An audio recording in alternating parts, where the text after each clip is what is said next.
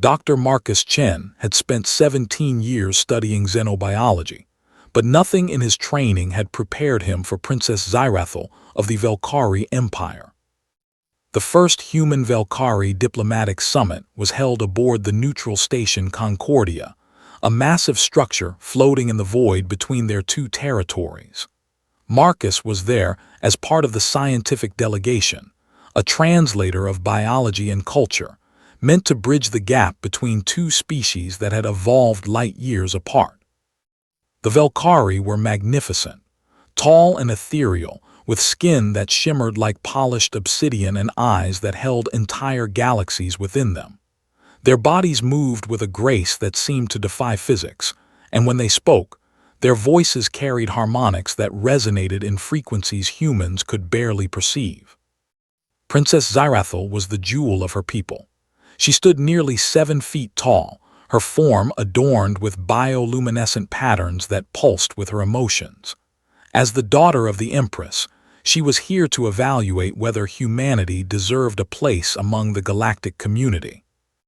The other delegates whispered that the Velkhari had rejected 17 species before humans.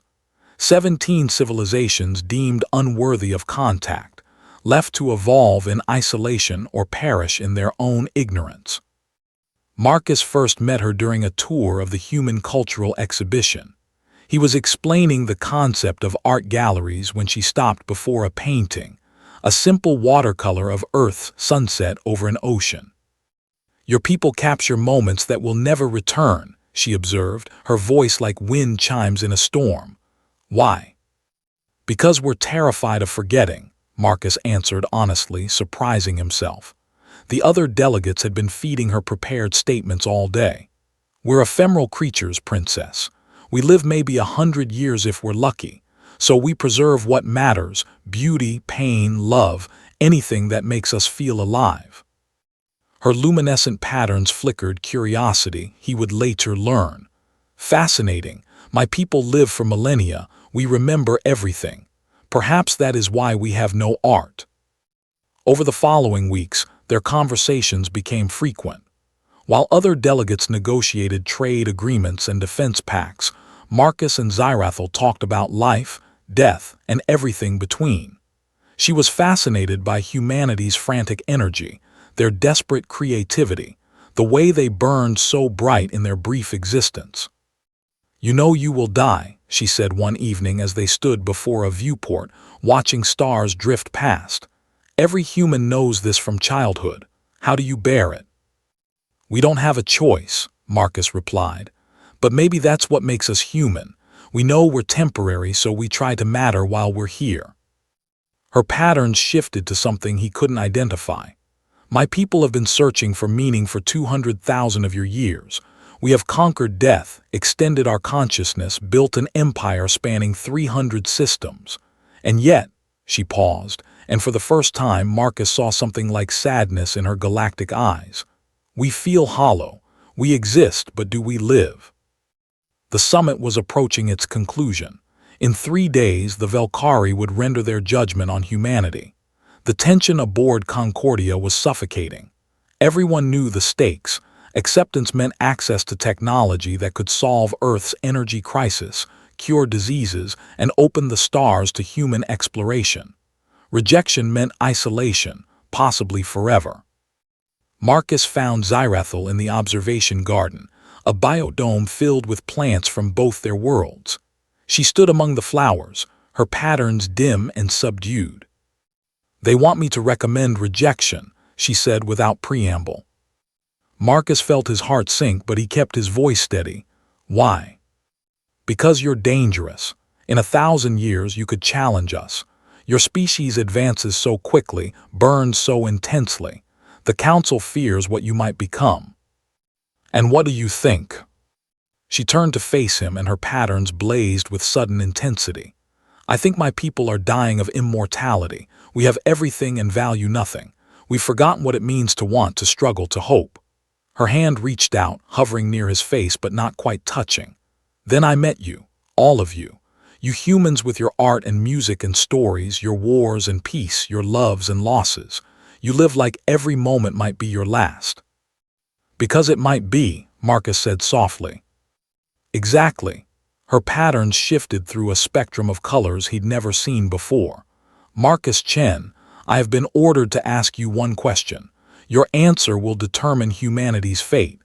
The Council has given me this authority because I have spent the most time studying your species.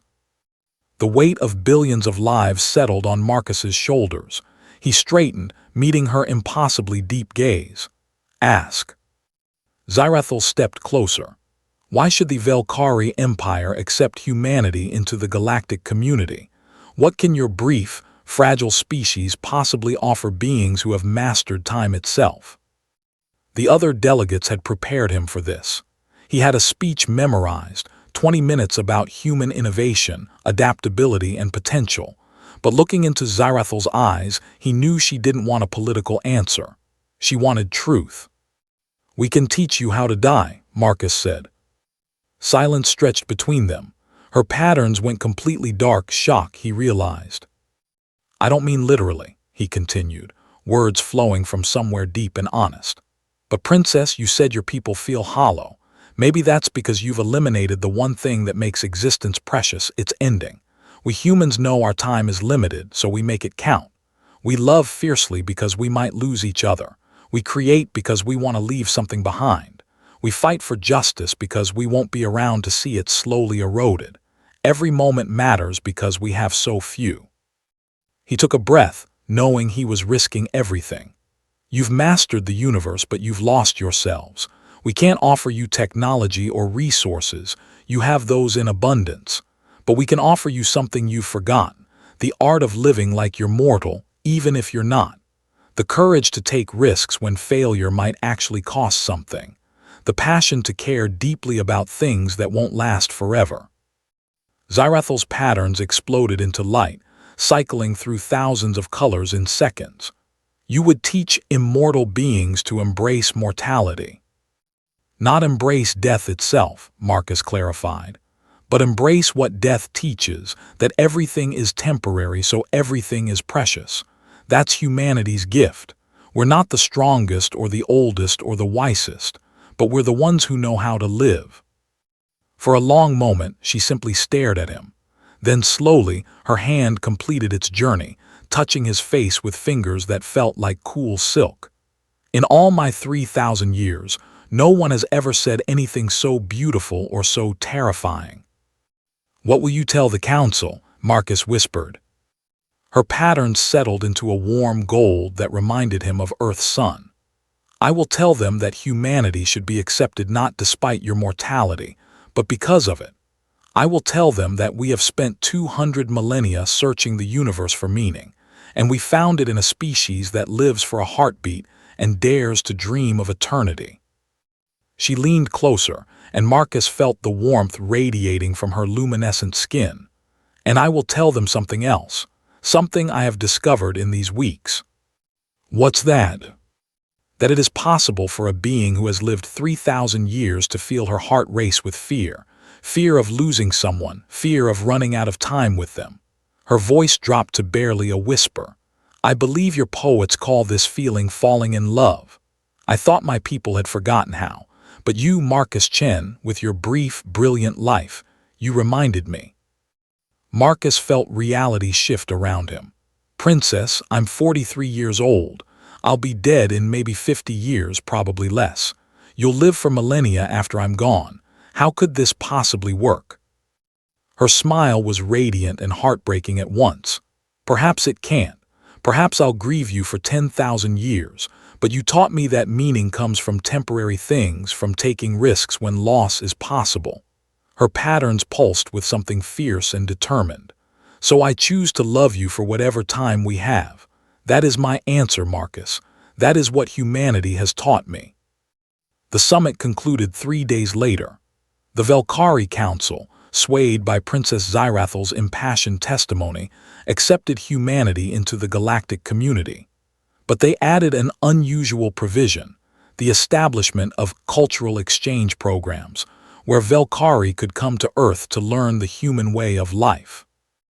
Marcus later learned that Zyrathel had been quietly radical in her own society, part of a movement of younger Velkari who felt their civilization had stagnated. His answer had given her the ammunition she needed to push for change. As the delegates celebrated, Marcus and Zyrathel stood together in the observation garden, one last time before she returned to her homeworld. "Will I see you again?" he asked. Her patterns blazed with gold and crimson, joy and determination.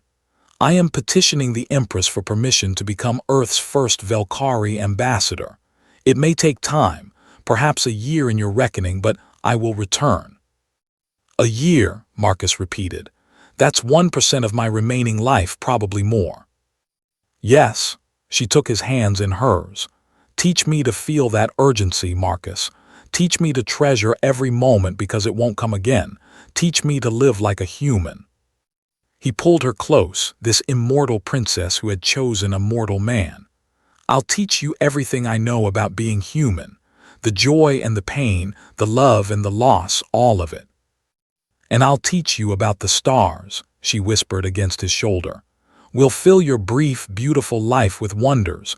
We'll make every second count." As the station's lights dimmed to simulate evening, they stood together, mortal and immortal, human and alien, temporary and eternal. Two beings who had found in each other what they'd been missing. She, the intensity of living on borrowed time. He, the promise that love could echo beyond death. Marcus had answered one question, and it had changed everything. Not just for humanity, but for an empire that had forgotten how to dream. In teaching the immortals about mortality, he'd given them back something they'd lost millennia ago, the ability to truly live. And in loving a princess who would outlive him by thousands of years, he'd proven humanity's greatest strength, the courage to love completely, even when loss is inevitable. Because that's what humans do. They burn bright and fast, leaving light in the darkness long after they're gone.